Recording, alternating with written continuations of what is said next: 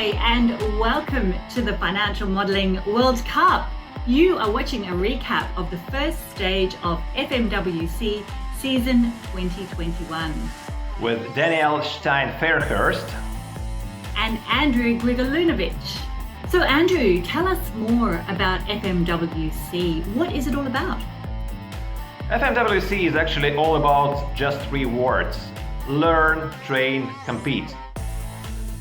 It all started with an idea to create a series of real-life financial modeling cases to help people get better prepared for financial modeling exams. Then we just added the competition component for the most experienced modelers and the learning component for those people who have just started their financial modeling career. Every month, the FMWC participants receive 3 financial modeling cases. These cases describe some real-life problems and require the participants to create a financial model to solve them. The cases need to be solved within 2 hours that are given for the stage. Yes, you're right, Danielle. However, many people sign up for the Financial Modeling World Cup just in order to get the cases and the solution files and to train at a pace that's most comfortable for them. The 2 hours time frame is only deciding the prize money split, but not the amount of learning that the participants get from the FMWC. This year we have actually doubled the prize money, and the prize fund will now be $20,000. Let's see how it will be split. The total prize fund for the Financial Modeling World Cup in season 2021 is $20,000. While every stage provides a small prize to the winners, the major part of the prize fund is awarded based on seasonal rankings. FMWC awards regional champions with $500 prizes. The same prize is awarded to the top participant in the under 25 age group. Finally, the largest prizes are awarded to the overall winners.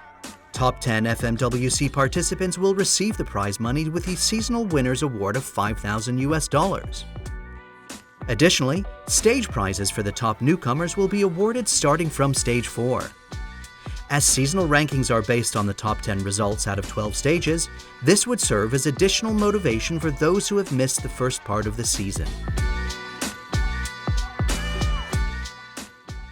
At each stage, participants can score a maximum of 1,000 points, plus sometimes extra points are given for solving more difficult questions. Time bonus is awarded for an early finish. Stage 1 brings no experiments with the format this time, as all the cases follow the typical FMWC format well known to our former participants. The cases do not seem to be too difficult if you are not limited in time. However, they might turn out to be quite time-consuming if you choose a wrong or inefficient approach. This time, the participants will start with a warm-up case named Speed It Up. It consists of 5 small questions that could be solved with financial modeling techniques. These are nice little tests to get FMWC participants in shape and to give some time bonuses for those who are the fastest here. The second case, Stacker Unicorn, was prepared by Anup Agarwal from Think Matrix. This case gives 400 points and requires the participants to model a cap table for a tech startup. And the third case, the headcount analysis, was prepared by our last year's runner-up, Dearmeet Early from Early Days Consulting. This case gives 450 points and requires the analysts to analyze a wide variety of personnel data for a company that manages outsourced call centers. And a bonus question in this case would bring yet another additional 150 points if solved correctly. So a total of 1,150 points is therefore available in stage 1. Let's now see if any of the FMWC participants managed to get a perfect score. The first case that the participants had to tackle was called Speed It Up, Wendy. Andrew, you were the author of this case. Why Wendy? You know, Danielle, I didn't just want to put together some totally unrelated questions, and I have chosen Wendy to be the character in all of the 5 questions that make up the whole case. The first question was dealing with valuing a company, a vending company that Wendy was about to sell. And then I just decided to let her appear in all the other questions in the case.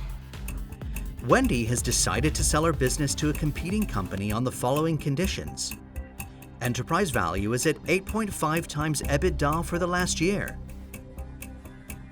Last year's EBITDA was $1,234,567. Company's debt at the date of the transaction is expected to be $2,500,000. Cash at the transaction date is expected to be $108,032. Wendy's share in the company is 96%.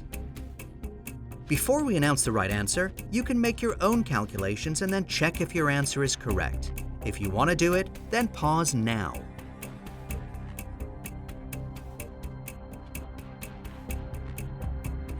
So which option is the right one?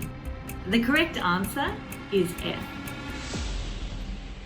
It's great to see that 86% of the participants have correctly answered this question. And here is how a possible solution model could look like. The formulas here are quite simple. Wendy will receive 96% of equity value, while equity value is derived from the enterprise value. You just have to subtract debt and add cash to arrive from enterprise value to equity value. The next questions were not as straightforward. Only 59%, 45% and 38% of Stage 1 participants have correctly answered questions number 2, 3 and 4. I have prepared an interesting question for number 5. After Wendy has completed the sale of her company and made the investments, she decided to spend most of her time studying the lives of her ancestors. Wendy learned that her great-great-great-grandfather was actually a keen horse rider.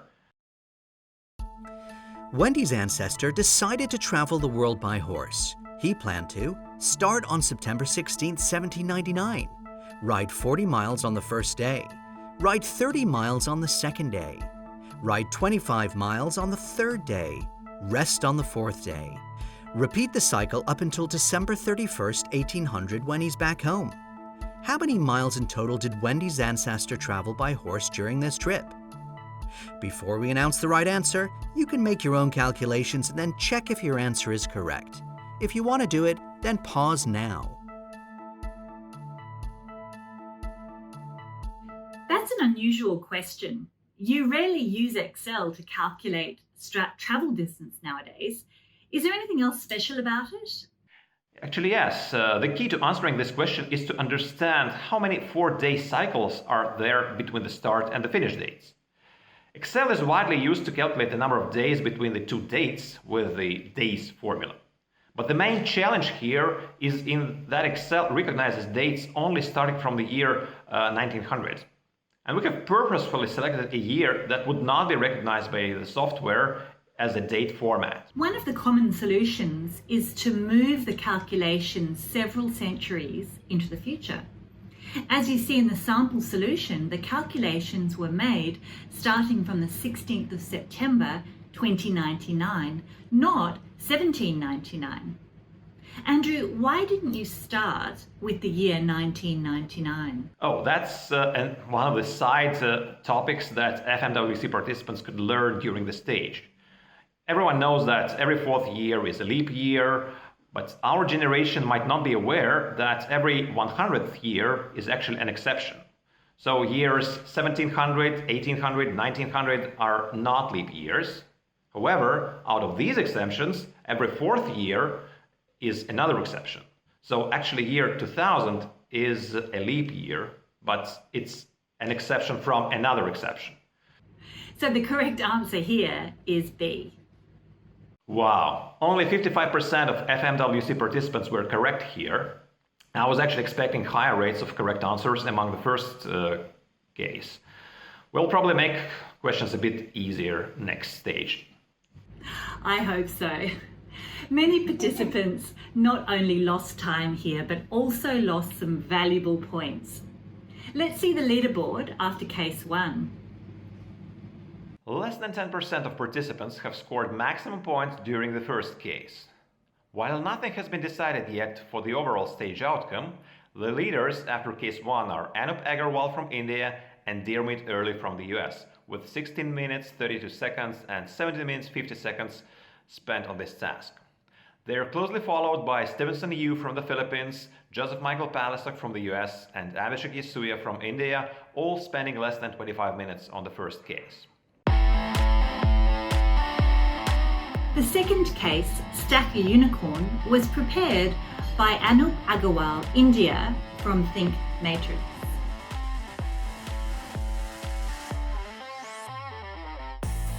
Meet Anup Agarwal from Think Matrix Solutions.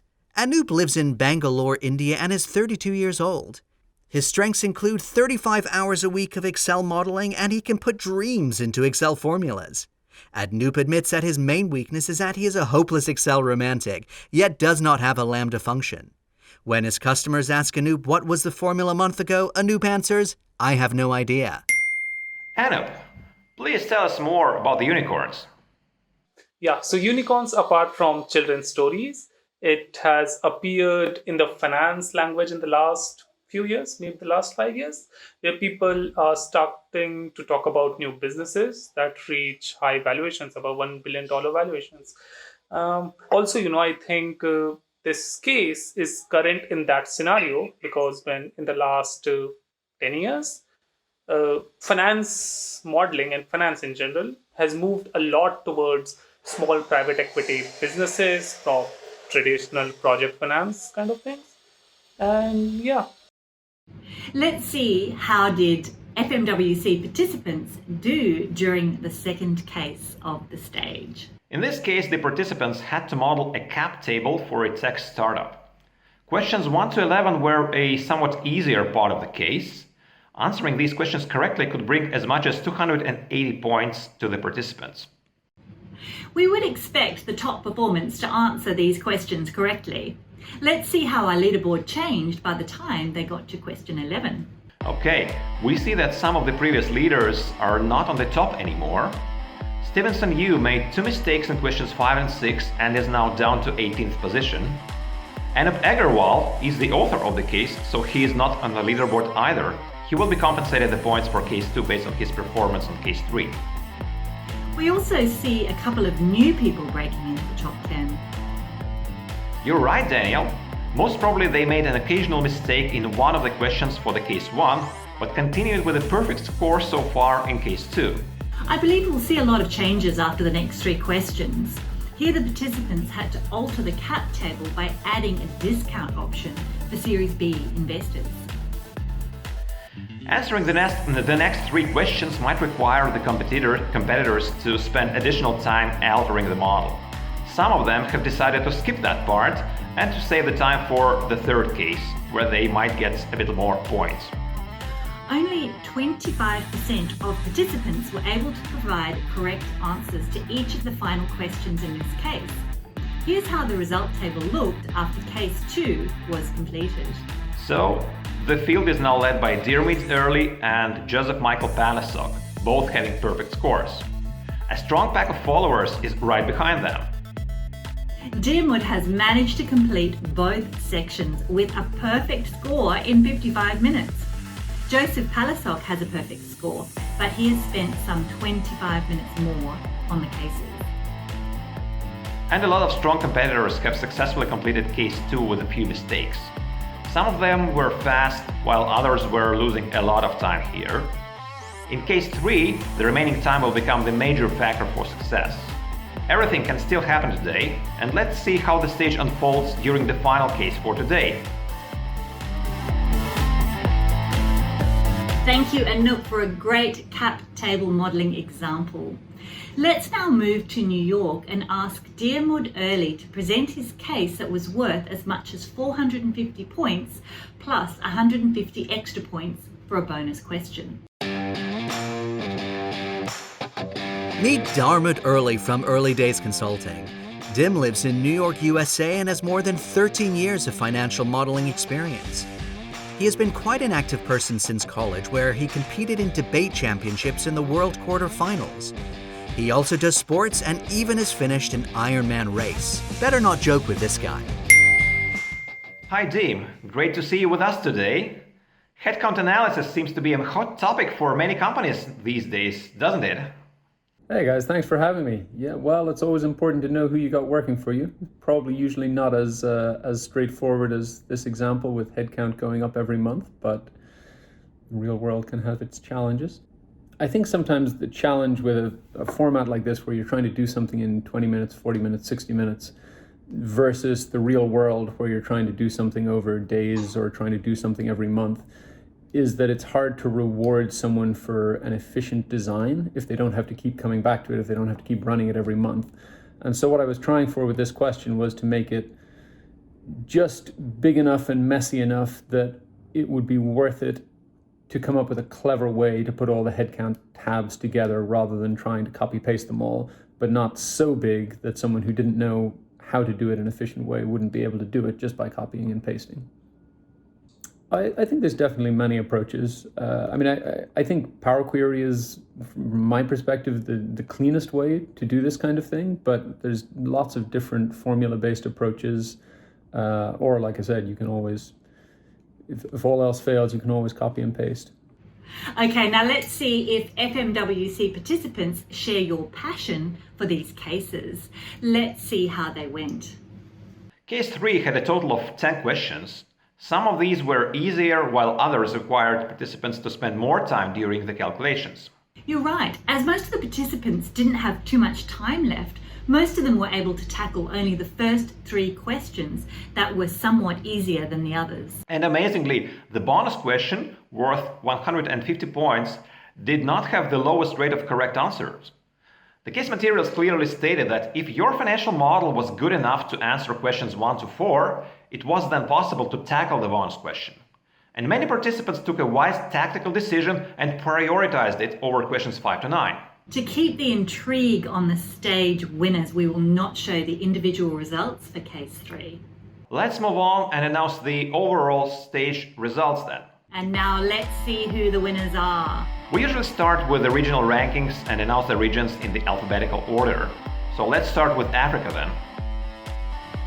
The regional winner is Jason Weber from South Africa, representing PwC.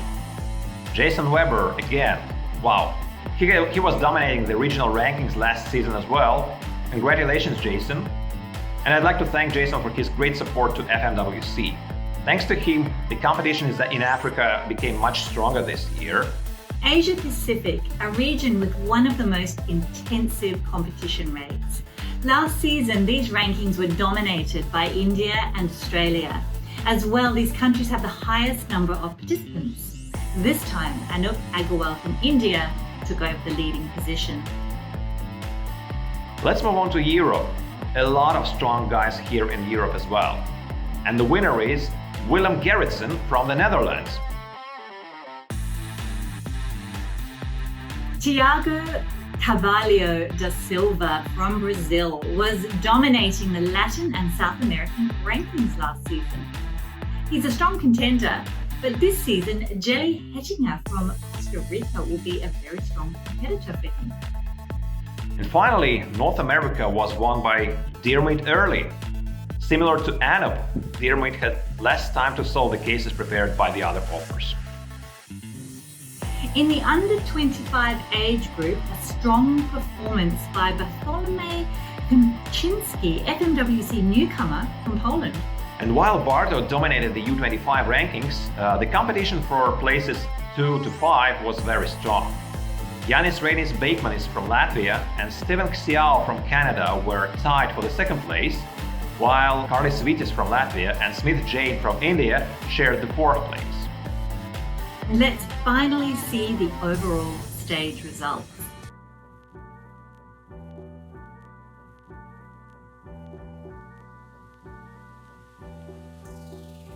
It's fantastic to see several women make it into the top 20. We have Liana Gerish from the US, Alana Reed from Canada, and Romina Badecke from Germany. And thank you, Danielle, for setting up the group Women in Financial Modeling. I think that's a lot of your contribution as well, that women getting very good representation in the Financial Modeling World Cup. And wow, there was a strong and quite equal performance among the players ranked 5 to 10. Liana Gerish and Jason Sindler both representing the United States, were tied for the 9th place. In fact, Jason Weber from South Africa was as little as 5 points in front of them. What a tight competition it was. Within the next 100 points, we also find Michael Jarman from Canada, Julius Bocher from the UK, and Bartholomew Kempinski from Poland. As you see, Bartha ranked 5th in the overall rankings, being just 15 points short from getting the time bonus for an early finish. FMWC participants need to score at least 900 points to be able to claim the time bonus, 10 points for every full minute stayed. Moving on, Anup Agarwal ranked 4th, while Diarmuid Early was just in front of him on 3rd. So, only 2 spots left on the top of the rankings. Danielle, any ideas on who will be the winner? It'll definitely be one of the regional rank leaders, right? Yes, you can't win the world without being a regional champion too. But what's interesting is that this time, the runner-up for the stage is not a regional champion. Congratulations to Andrew and Guy from the UK on the 2nd place. And the winner of the stage winner is Willem Gerritsen from the Netherlands. Congratulations, Willem.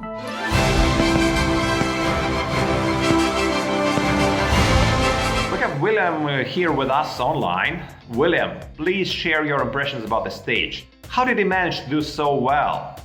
Wow, it was a difficult stage, I must say. The questions were really good. Not all in my field of expertise, but it was definitely challenging, and I did quite well, so I was very happy about stage 1, definitely. I started with stage 3, with question 3, because there was a kind of an alluring bonus marks there.